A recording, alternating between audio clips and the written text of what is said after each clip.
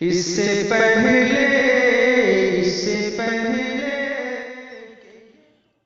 موجودہ وقت میں پوری انسانیت کرونا جیسی وبا کا شکار ہے، جس کی وجہ سے روزمرہ کی زندگی درہم برہم ہو کر رہ گئی ہے۔ فیکٹریاں بند ہیں، شاپنگ مالز بند کر دیے گئے، سیر و تفریح پر روک لگا دی گئی، روزگار کے مواقع ختم ہو گئے۔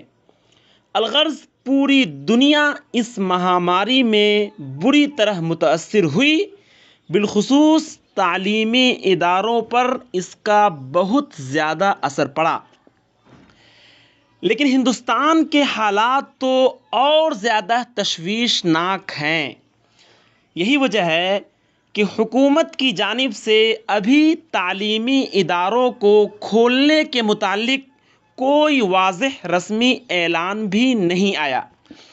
ایسے وقت میں تعلیمی اداروں کے ذمہ داروں کا اپنے اداروں کو کھولنے اور داخلہ کی کارروائی شروع کرنے کا حکم صادر کرنا غریب سرپرستوں کو ایک نئی مصیبت میں مبتلا کرنا ہے۔ ایک تو اس مہاماری میں کمر جھک کر رہ گئی ہے، اور اب تو لگتا ہے کہ اس تعلیمی اداروں کے ذمہ داروں نے کمر توڑنے کا فیصلہ کیا۔ آپ بھی سوچ رہے ہوں گے کہ یہ کیسی بات ہوئی، لیکن در حقیقت ایسا ہی ہے۔ اتنی مجبوریوں سے صرف نظر کر کے ایسے وقت میں اس طرح کا اعلان کرنا امت کے طلباء و طالبات کے حق میں کیسے بہتر ہو سکتا ہے؟ اب جب کہ ایک مزدور کے گھر چولہا تک جلنا مشکل ہو گیا ہو، ایسے وقت میں داخلے کے لیے پیسوں کا انتظام کہاں سے ہوگا؟ غریب سرپرستوں سے داخلے کے نام پر تعلیمی سلسلہ شروع ہونے سے قبل ہی پیسہ وصول کرنا امت کے تئیں ہمدردی کا اظہار کیسے ہو سکتا ہے؟ ان حالات کا جائزہ لیجیے اور دیکھیے کہ ارباب مدارس کی نیتوں پر شک کی گنجائش ہے یا نہیں، اور ہو کیوں نہ۔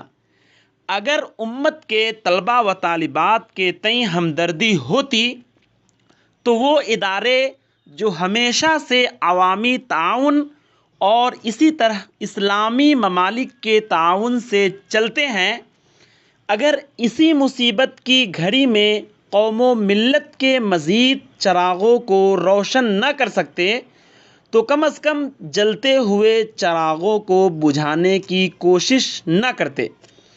ہونا تو یہ چاہیے تھا کہ اس مصیبت کے وقت میں اساتذہ کو باہر کا راستہ دکھانے کے بجائے ان کی مدد کرتے، غریب سرپرستوں کو مصیبت میں ڈالنے کے بجائے داخلہ کے عمل کو تعلیمی سلسلہ شروع ہونے تک مؤخر کر دینا چاہیے۔ اس سے بھی بڑھ کر یہ ہونا چاہیے تھا کہ داخلہ فیس معاف کر دیتے یا کم از کم تخفیف تو کر ہی دیتے۔ ہمیشہ اداروں کا تعاون کرنے والا آج خود تعاون کے محتاج ہیں۔ وہ ہمیشہ سے تعاون کرتے آئے ہیں، کم از کم اب تو آپ ان کا تعاون کریں۔ انسانیت کا تقاضا ہے کہ مصیبت کے وقت باہمی تعاون کے جذبے کو فروغ دیا جائے۔ یہی قوم و ملت کے طلباء و طالبات کے لیے خیر خواہی ہے۔ تعلیم اور تعلیمی ادارے برائے فروغ تعلیم ہو، نہ کہ تجارتی مراکز۔